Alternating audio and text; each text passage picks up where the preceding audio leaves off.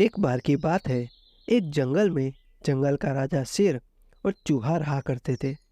एक बार जब शेर गहरी नींद में सो रहा था, तब एक चूहा बिल से निकलकर शेर के ऊपर उछल कूद करने लगा।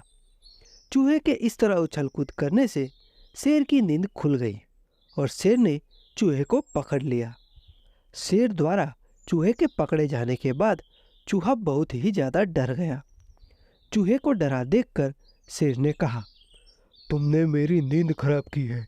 अब मैं तुम्हें खाकर अपनी भूख मिटाऊंगा। अपने को असहाय देखकर चूहे ने कहा, हे जंगल के राजा, मुझ छोटे से प्राणी को खाने से आपकी भूख नहीं मिटेगी। आप मुझे मत खाइए। हे शेर राजा, मैं विनती करता हूँ कि आप मुझे छोड़ दो।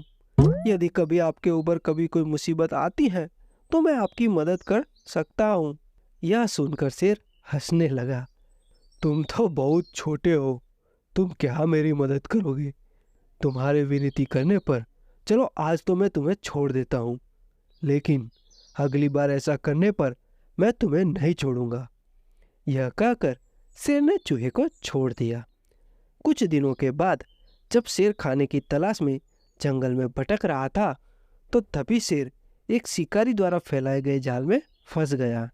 शेर अपने आप को छुड़ाने के लिए बहुत प्रयास करने लगा, लेकिन अपने आप को नहीं छुड़ा पाया। इसके कुछ देर बाद शेर जोर जोर से दहाड़ मारने लगा। शेर की दहाड़ सुनकर चूहा वहां आ गया। जब चूहे ने शेर को जाल में फंसा देखा, तो चूहे ने फटाफट अपने तेज दांतों से जाल को काटना शुरू कर दिया।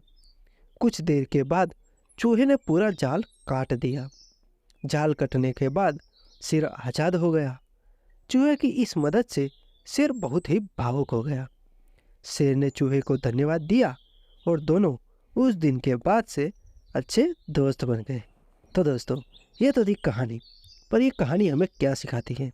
दोस्तों, इस कहानी से हमें यह सीख मिलती है, सिर्फ शरीर के आधार पर किसी को छोटा या बड़ा नहीं समझना चाहिए।